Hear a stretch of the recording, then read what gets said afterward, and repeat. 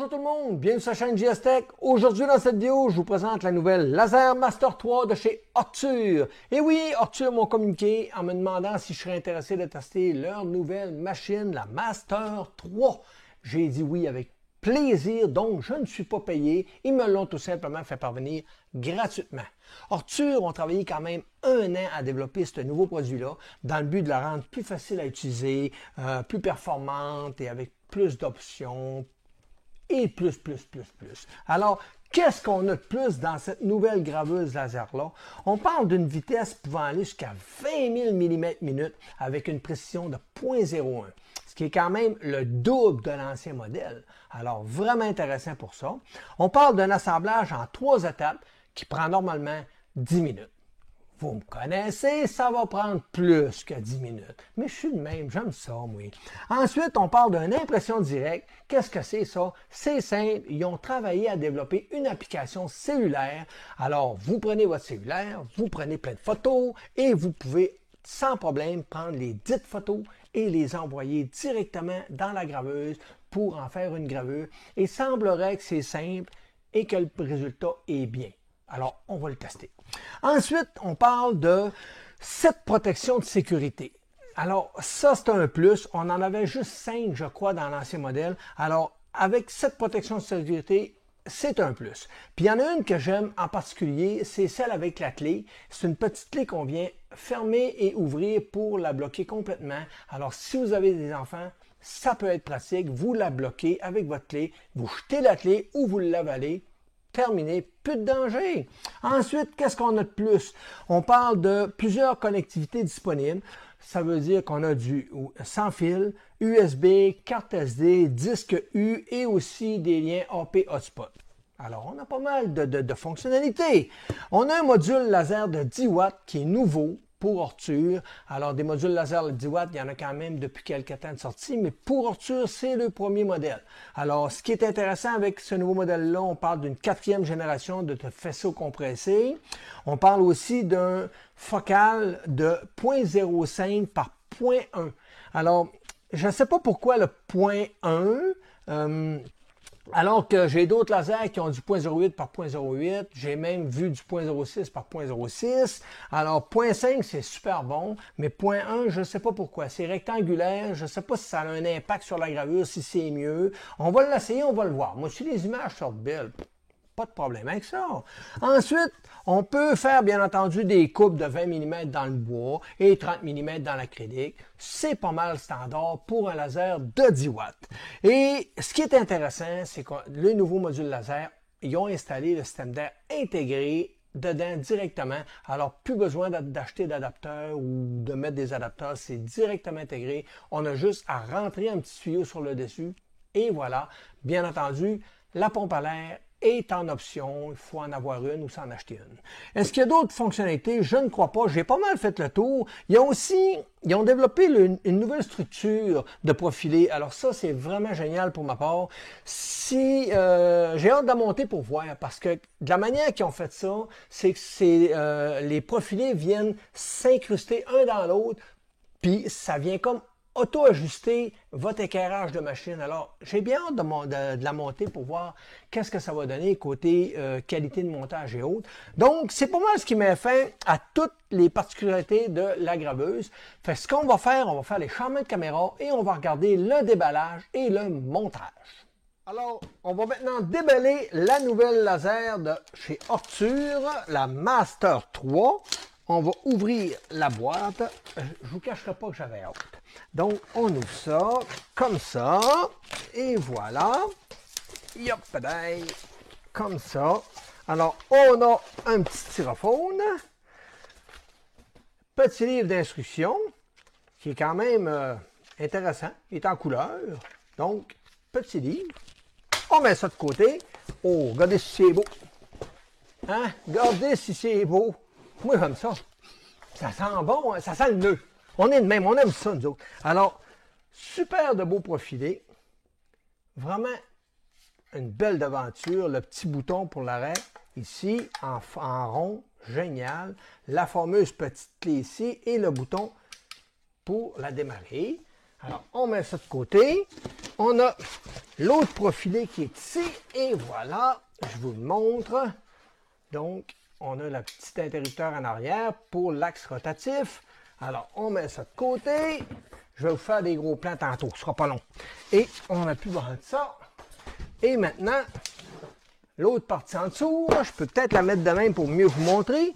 Alors, on a ici l'adapteur de courant. Ici, l'extension USB pour la brancher à notre ordinateur. Le câble d'alimentation électrique. Les petites lunettes. Je ne vous dis pas combien j'en ai de petites lunettes. Je pense que je vais me mettre à les vendre. J'aurai pas le choix, j'en ai trop. Ensuite, qu'est-ce qu'on a ici? Ça, c'est notre petit tuyau d'air qui est fourni avec. Alors, ensuite, le fameux laser. On va la regarder tantôt, lui. Et ici, on a des petits échantillons, la petite clé USB, la petite clé pour la barrer et tout. Et ensuite, le câble pour la brancher pour nos axes, un petit déflecteur et la petite antenne sans fil. C'est cute, ça, un peu. Et les petites clés, j'ai fait échapper le livre. Les petites clés avec des petits roulements. On a des courroies et des petites valves d'alimentation d'air. Un profilé qu'on va mettre ici. Et l'autre profilé qui est la dernière pièce. Je crois, non, il y a encore de quoi dans le fond. Alors, ça, c'est notre axe en X. Et dans le fond ici, qu'est-ce qu'on a? Yop! La dernière pièce, le dernier profilé. Et là, on a terminé. Il n'y a plus rien en boîte. Donc, on peut se débarrasser de la boîte. On continue. Vous me connaissez, je n'ai pas pu résister à l'envie de démonter la machine pour aller voir le cœur de la carte mère. Alors, j'ai démonté tout ça, c'est simple. J'ai tout simplement enlevé les embouts qui sont ici, de chaque côté, pour être capable d'enlever la fameuse languette que j'ai sortie en la tirant de côté. Ça m'a donné accès à tout l'intérieur, bien entendu.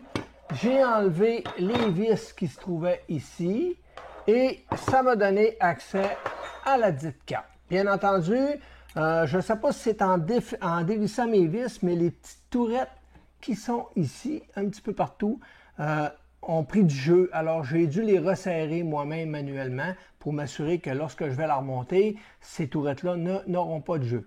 Alors, qu'est-ce qui se passe avec cette carte-là? On regarde ça. On a ici nos connectivités qui s'en viennent se brancher directement sur ces boutons-là. Donc, on a le bouton d'arrêt d'urgence, la clé de sécurité et le bouton pour démarrer et arrêter la machine.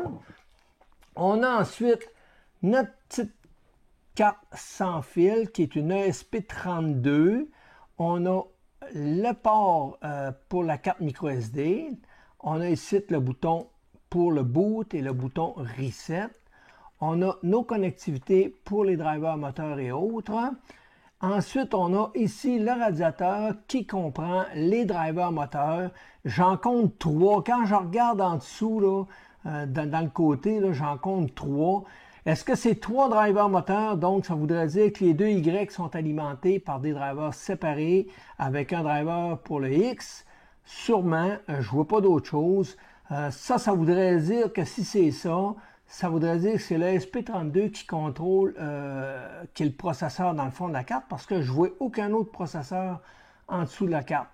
Alors, peu importe en dessous ou sur le dessus, je ne vois aucun processeur, à moins qu'il soit caché en dessous là, puis que ça serait pas un driver, mais bien un processeur, ce qui me surprendrait. Mais j'ai trouvé aucun détail sur Internet, nulle part. Même Arthur, il ne donne aucun détail là-dessus encore pour le moment. Alors, on va espérer un jour en avoir. Ensuite, on a un port USB et l'alimentation. C'est tout simplement ce qui comporte la carte contrôleur de l'Arthur Master 3. Alors, maintenant, je remonte tout ça et je monte la machine pour pouvoir s'amuser à faire de la gravure.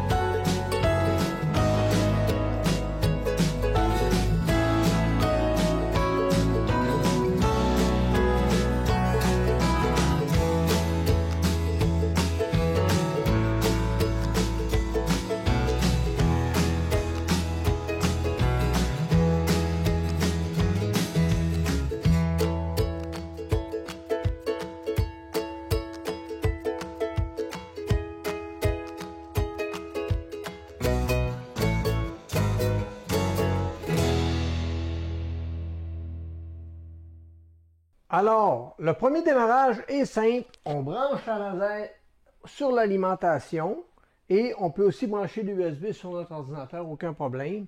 Et si vous appuyez sur le bouton Power et que ça allume rouge, c'est parce que votre bouton d'urgence n'est pas enclenché et que votre bouton Power non plus n'est pas fonctionnel. Voyez-vous, ça ne donne rien. Alors, si je mets la clé sur Power et que mon bouton d'urgence est bien désenclenché, lorsque j'appuie sur le bouton, un coup sec, ça ne marche pas. Si je le tiens enfoncé quelques secondes, quand il se met à flasher, je relâche et voilà, c'est fonctionnel. Avec la graveuse, il y a un petit système de clé USB qui vient avec.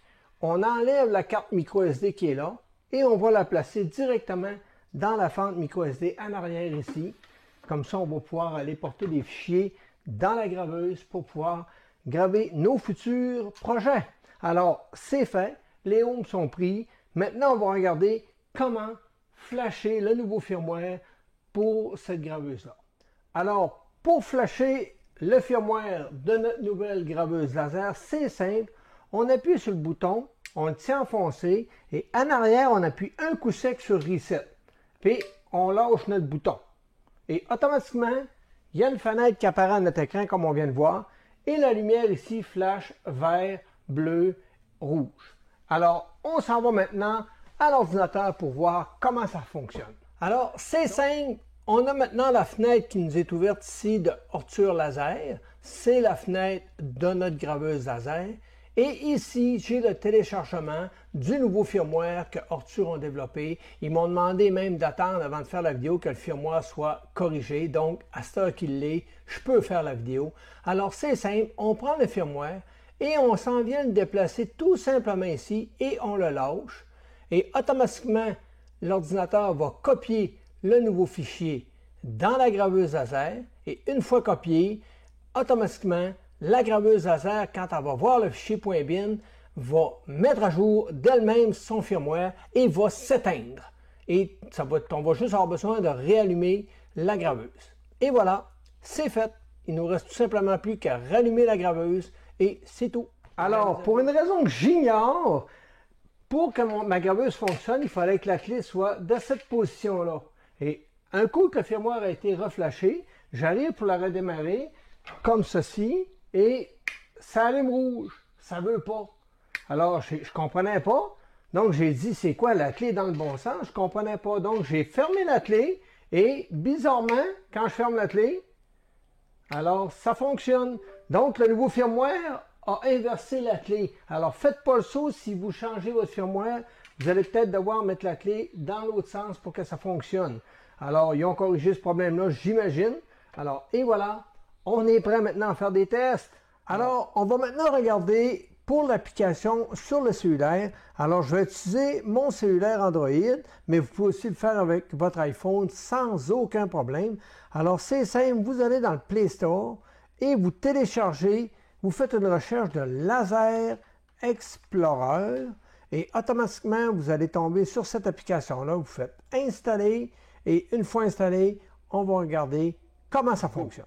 Alors, au premier démarrage de l'application, tout ce que vous avez à faire, c'est simple. Vous devez déplacer, vous devez dans le fond passer le tutoriel et vous faites Let Go. Alors, peu importe si vous êtes avec un iPhone ou un Android, ça va être la même procédure. Ensuite, vous devez vous connecter avec un compte en faisant Sign Up ou Login si vous avez déjà créé le compte, ou vous pouvez tout simplement y aller en visiteur. Alors, à partir de là, moi je vais y aller en visiteur. Et je vais faire garantir, comme on veut. Et voilà. Alors là, ici, ça me dit qu'il va scanner mon device, OK? Mais il faut bien comprendre qu'il ne reconnaîtra pas bien mon device et c'est pas anormal. Alors, la chose à faire, c'est simple. On ne touche pas à ça. On s'en va tout simplement dans Laser Master 3 et on lui référence le mot de passe. Assurez-vous que votre téléphone est bien en 2.4. Si c'est en 5 GHz, ça ne fonctionnera pas. Alors, ici, je vais écrire le mot de passe de mon sans fil. Je m'assure de ne pas faire de faute. Et voilà. Et je fais Next. La prochaine étape, il me dit d'appuyer sur le bouton Power de ma graveuse laser. Alors, c'est bien important de le faire assez rapidement. Si vous le faites trop lentement, ça ne fonctionnera pas. Alors, regardez bien l'écran ici. Je vais appuyer avec mon petit tournevis. Donc, 1, 2, 3, 4, 5. Voyez-vous, ça n'a pas fonctionné. Et voilà, là ça marche. Voyez-vous, il flash de toutes les couleurs. Alors, il faut quand même y aller assez rapidement. Maintenant, je vais faire la suite. Et là, il va scanner pour trouver ma graveuse laser, se connecter dessus et lui donner le mot de passe. Et voilà, c'est fait. Pas plus long que ça. Confirmation. Voilà, la graveuse est maintenant connectée, est idle, tout fonctionne. Si je clique sur contrôle et que je déplace mes axes, normalement, si je fais Home, ça devrait fonctionner. Est-ce qu'elle est barrée? Bon, là, une fois, je regarde pourquoi ça ne veut pas marcher. Elle est en idle, tout est beau. Je vais regarder qu'est-ce qui se passe, puis hop, et voilà, elle vient de se décider. Alors, ça y a pris un petit certain temps, je ne sais pas pourquoi. Mais sinon, ça semble être correct. Je vais y aller en mode 10. Et voilà. Fonctionne très bien, on la voit se déplacer sans problème. J'imagine que ça y a pris un petit peu de temps à se connecter, mais sinon, ça semble être fonctionnel. Alors, pour l'application, on va la regarder plus tard. On va continuer avec nos autres logiciels. Alors, on est maintenant rendu à l'étape de brancher en USB sur notre ordinateur notre Laser Master 3. Il nous apparaît cette fenêtre-là. C'est normal, c'est parce que j'ai inséré la carte microSD fournie par Ortur. Donc, vous avez un fichier dedans. Je vous dirais de le copier dans votre ordinateur. Moi, c'est ce que j'ai fait. Je l'ai mis ici dans mon G. Alors, je l'ai décompressé et on a accès à tout ça. Donc, vous avez le manuel, vous avez les drivers. Alors, si vous en avez besoin, si votre laser n'est pas reconnu parce que votre ordinateur, pour une raison ou une autre, ne le reconnaît pas, vous avez les drivers que vous pouvez installer directement ici et ça devrait faire reconnaître votre laser. Sinon, des outils pour le firmware, des exemples que vous avez ici, alors pas mal intéressant. Sinon, des test files. Et vous avez aussi une chose intéressante, des boutons pour laser GRBL. Alors, on ferme ça et on s'en va directement dans laser GRBL et on va regarder comment le configurer. Alors, c'est très simple. Vous choisissez le port COM, la vitesse 115-200 et vous connectez. C'est tout. Ça connecte automatique et ça fonctionne du premier coup. Et vous pouvez faire les home et tout. Mais avant, on met notre souris ici où il n'y a pas d'icône. On fait bouton de droite. On fait importer un bouton. Et là, on va s'en aller directement dans notre G, ici. Et on va aller dans la section Soft. Et voyez-vous, on a accès au bouton. On fait ouvrir et on fait oui sur tout. Et automatiquement, il va remplacer tous les boutons qu'on a par ceux que Ortur nous suggère. Alors, c'est aussi simple que ça. Vous êtes prêt à utiliser votre laser GRBL. Sinon, pour Light and Burn, c'est aussi simple. Vous allez dans Appareil, vous faites créer manuellement, vous lui dites GRBL Next, vous choisissez Serial USB Next. Vous pouvez le renommer en écrivant Ortur Master 3. Et vous faites, avant, il faut écrire, bien entendu, la grandeur de notre surface de gravure et on fait Next. Vous pouvez laisser cocher, voulez-vous autoguider votre laser au démarrage? Oui, parce que ça va automatiquement ouvrir Light and Burn. Il va prendre le Home de la machine tout simplement et c'est avant-gauche pour le Home. On fait Next, Finish et on dit que lui, c'est par défaut. On fait OK et automatiquement, il est en train de se connecter et il est en train de faire son home. Aussi simple que ça. Alors, on a même accès au déplacé. Mais avant toute chose, on va aller ici, dans cette section-là, le petit outil des petites clés, là. Et vous allez cocher Activer et Laser when Framing. Ça, on aime ça, cette option-là. Et ensuite, vous allez aller dans les petites gears ici et vous allez cocher millimètres par minute. C'est tout. Et voilà, vous êtes prêt à travailler. Maintenant, vous avez votre déplacer le pointeur, vous avez votre puissance ici pour allumer, éteindre votre laser et quand vous allez faire un cadré sur un objet, ben, le pointeur va s'allumer. Aussi simple que ça. Alors maintenant, on est rendu à l'étape de s'amuser et de tester notre graveur. Alors, je vais vous montrer maintenant comment connecter votre carte réseau sans fil de votre graveuse Ortur Laser Master 3, mais d'une autre méthode. OK, tantôt, je vous l'ai montré avec le cellulaire. Là, je vais vous le montrer avec l'ordinateur. Donc, vous assurez de brancher votre graveuse par le connecteur USB, bien entendu. On ouvre Laser GRBL et on prend le bon port COM et la bonne vitesse de communication et on connecte. Une fois connecté, et voilà, une fois connecté, tout ce qu'on a à faire, on fait signe de dollar, on fait 74 est égal à le nom de votre routeur sans fil. Alors, si je regarde ici, mon routeur sans fil s'appelle Jocelyn souligné 2.4 GHz. Mettez pas le 5, ça ne fonctionnera pas. Mettez toujours le 2.4. Alors, je m'en vais ici et je vais écrire Jocelyn souligné 2.4 GHZ et je vais faire Enter. Et voilà, là, je viens de renseigner la carte sans fil pour le nom de mon routeur. Maintenant, je vais lui donner le mot de passe de mon routeur. Donc, c'est signe de dollar 75 est égal le mot de passe de mon routeur sans fil. Donc, oui, je vais vous le cacher, vous ne le verrez pas. Alors, j'écris mon mot de passe et voilà. Oups, petite erreur, comme ça. Et je fais Enter. Et voilà, là, il vient de faire les changements pour mon mot de passe. Maintenant, ce que je vais faire, je vais tout simplement activer les paramètres en faisant à cause je dis étoile, signe de dollar, WRS en majuscule, Enter. Et voilà, là, il vient de déconnecter et il va reconnecter ma carte en me donnant l'adresse IP de ma carte sans fil de ma graveuse laser. Maintenant, je peux quitter tout ça, ouvrir mon navigateur, cliquez ici et rentrez l'adresse IP qu'il me donnait pour me connecter. Alors là, j'arrive ici. Donc, ici, il me demande un utilisateur mot de passe. Utilisateur et mot de passe que j'ai trouvé nulle part d'Ortur. Je ne sais pas s'ils l'ont écrit quelque part. En tout cas, je ne me suis pas donné à le trouver. Alors, je me suis amusé à faire des essais et j'ai tombé dessus. Donc, c'est admin, mot de passe, admin, tout simplement. Et voilà, je suis rentré dans l'interface. Donc, vous avez accès à tous les contrôles. Vous pouvez déplacer vos axes, débloquer, débarrer votre machine, aller au Home, ajuster vos origines, votre laser, désactiver le détecteur de flamme, vous pouvez faire plein de choses, accéder à votre carte microSD, télécharger des fichiers, démarrer les prints qui sont dans la carte microSD. Donc, vraiment bien conçu. Vous avez l'option GRBL qui vous permet de tout voir les fonctionnalités ou d'aller directement à la bonne place, au lieu d'être All, vous allez chercher directement les bonnes places, les bons paramètres que vous avez besoin.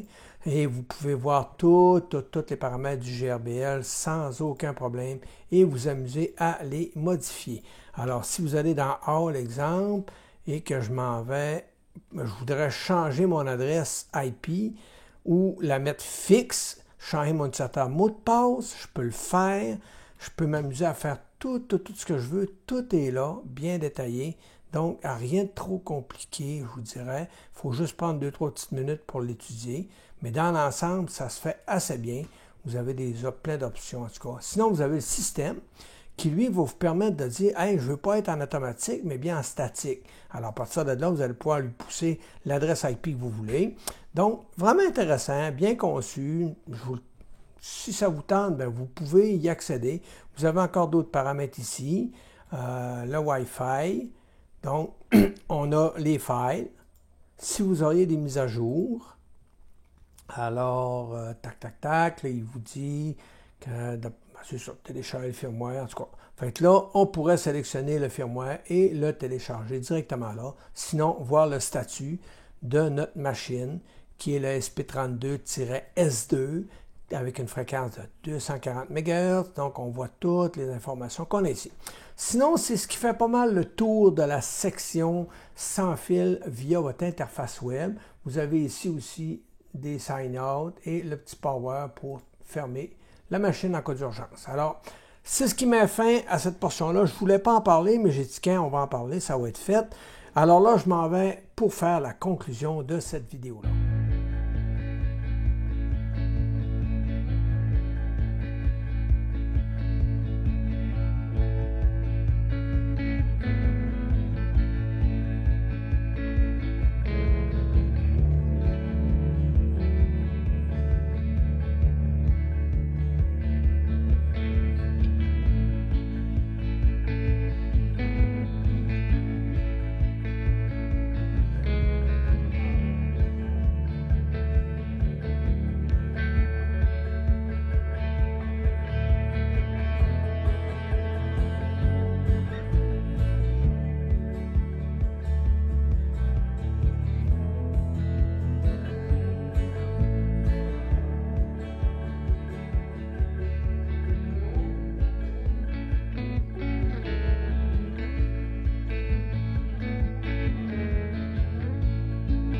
En conclusion, dans cette vidéo, je vous ai présenté le nouveau produit de Ortur, la Laser Master 3, qui à mon avis est un très bon produit. J'ai eu beaucoup de plaisir à graver avec cette machine-là.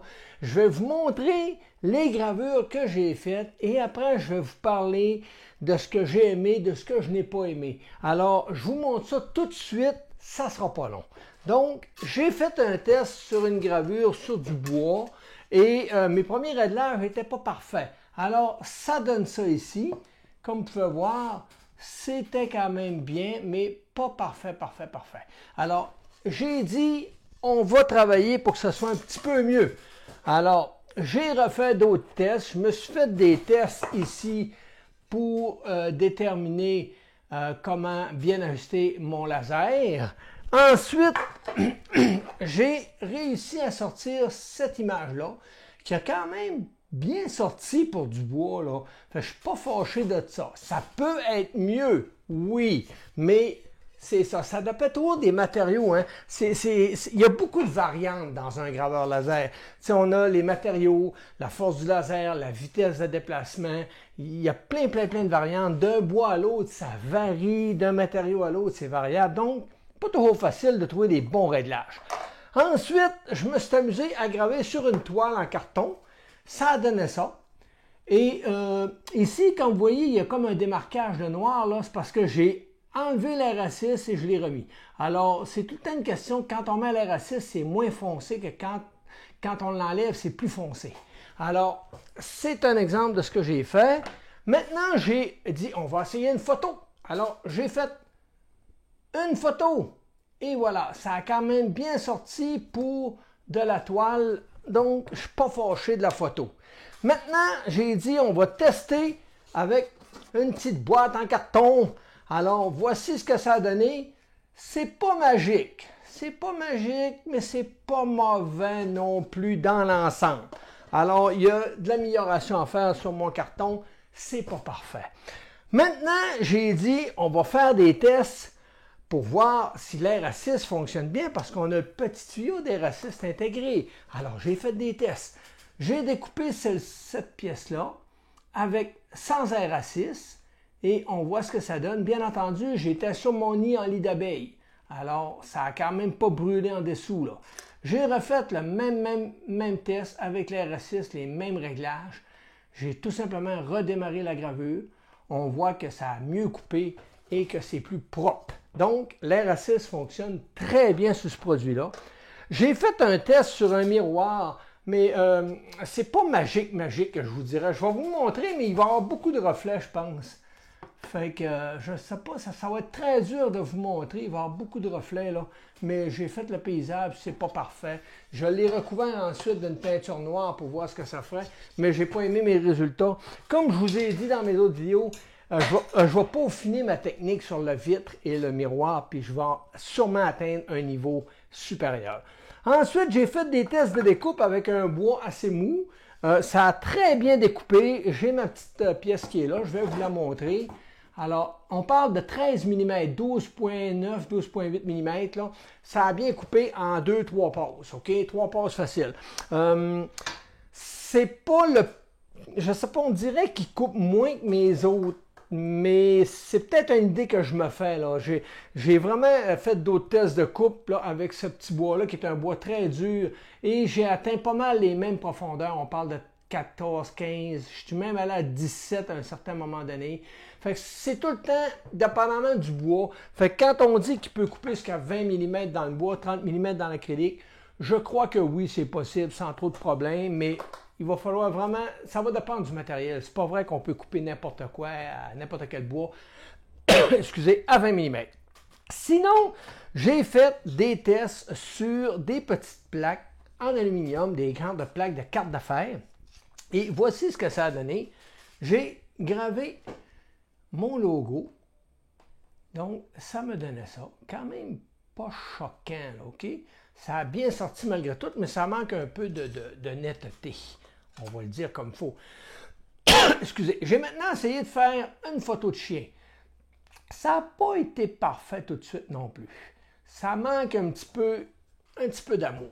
Mais on travaille fort, on travaille fort. Maintenant, j'ai fait un test de gravure, juste du texte, tout simplement. Alors, j'ai gravé un message subliminal. Et voilà, donc ça a bien sorti, assez satisfait du résultat. Excusez, j'ai un chat dans le gars. Quand ça te pogne en pleine vidéo, tu ne peux pas arrêter tout ça pour tousser, on tousse. Alors, la dernière gravure, et non la moindre, j'ai fait une gravure sur une plaque de céramique que j'ai recouvert d'une peinture blanche et je l'ai gravée. Ensuite, je l'ai recouvert d'un genre de petite laque transparente. Ça a vraiment donné un beau résultat. Je vous montre ça tout de suite. Et voilà. Alors, très satisfait du résultat. C'est vraiment propre, vraiment beau. Moi, je l'adore.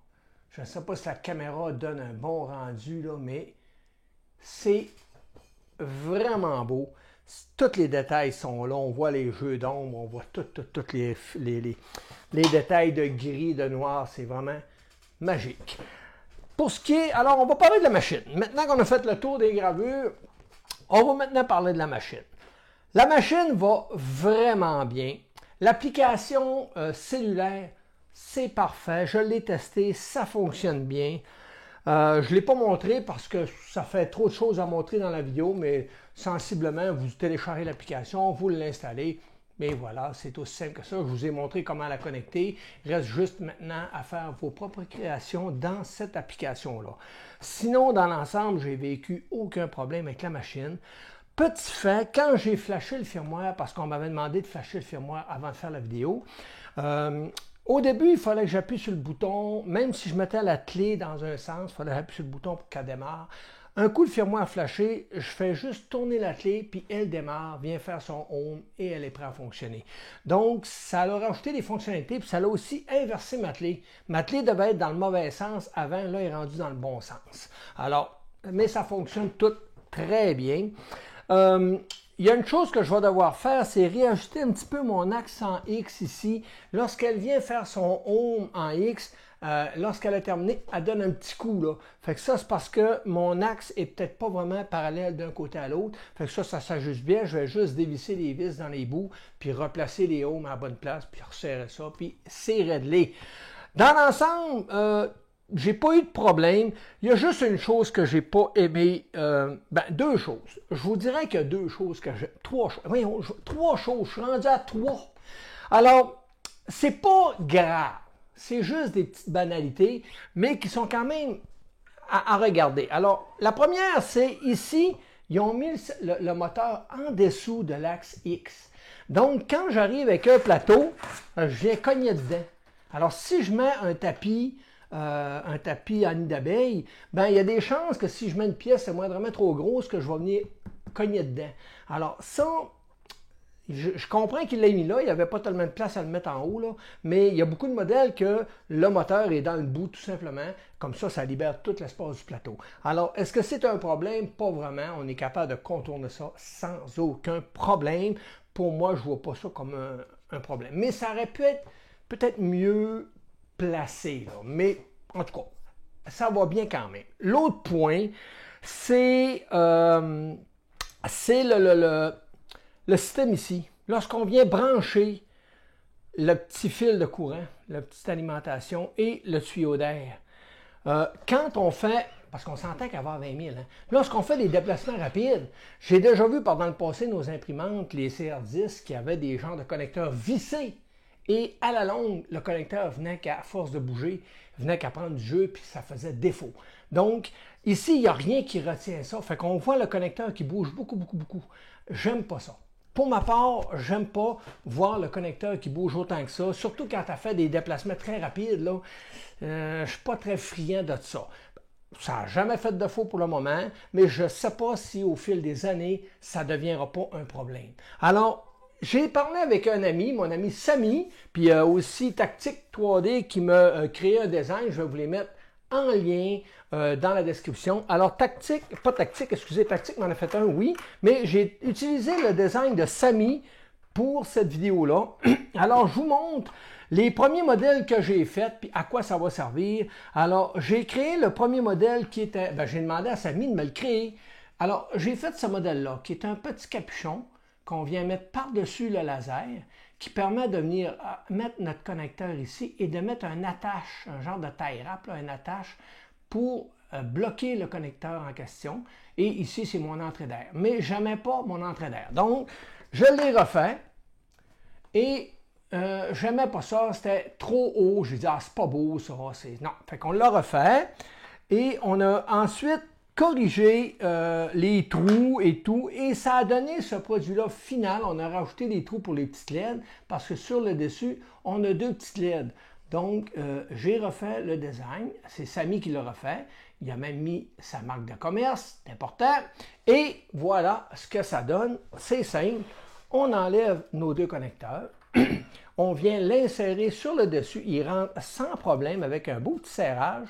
Et voilà, comme ça.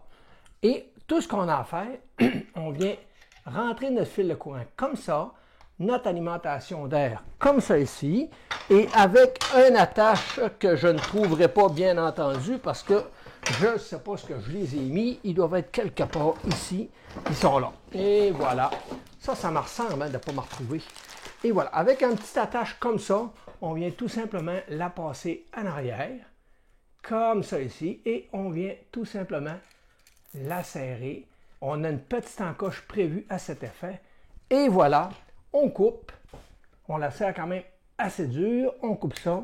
Et terminé. Regarde, j'ai bien beau bouger. Je tire dessus. Ça ne bouge plus, c'est terminé. Alors pour ma part, ça fait mon bonheur. J'aime mieux voir un capuchon sur ce laser-là puis éviter au fil des années que ça brise le connecteur. Je suis persuadé, c'est peut-être une idée que je me fais, mais je suis persuadé que ça va briser mon connecteur à longue. C'est peut-être juste moi qui est paranoïaque, ça se peut. Ça se peut en vieillissant, on devient avec des petits vis comme ça. Alors, l'autre point que je trouve déplorable un petit peu, c'est que comme j'ai dit dans mon autre vidéo, on est en 2022. Ça, j'aime pas ça. Quand je vois des câbles comme ça qui traînent sur le bureau, ça aurait pu être amélioré un petit peu. Ça aurait été simple de mettre un petit genre de petit rail là, qui vient dans le côté là. Parce qu'ils ont quand même travaillé fort pour faire des beaux profilés. C'est super beau, la machine. Elle est vraiment design parfait. Mais les profilés, je ne vais pas les profilés, mais les câbles qui ne sont pas dans les profilés ou qui sont à côté de même, et j'aime moins ça, là. Ça, je ne suis pas friand de ça, je ne vous le cacherai pas. Mais, c'est pas grave. Elle va bien.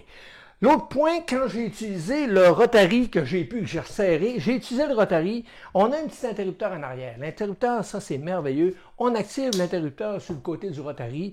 On installe notre Rotary avec le câble qui est fourni avec la machine. On a un câble pour ça. Et ça fonctionne du premier coup. C'est instantané. C'est génial. La petite switch ici, le petit interrupteur. Merveilleux, bravo, belle initiative d'Arthur, pas obligé de déconnecter rien, c'est dans la machine, parfait. Alors, qu'est-ce qu'il y a d'autre? J'ai pas mal fait le tour, j'ai oublié de vous montrer certaines petites gravures que je pourrais peut-être vous montrer, j'ai essayé de graver sur la clé qui était fournie avec, et voilà, j'avais oublié de vous la montrer.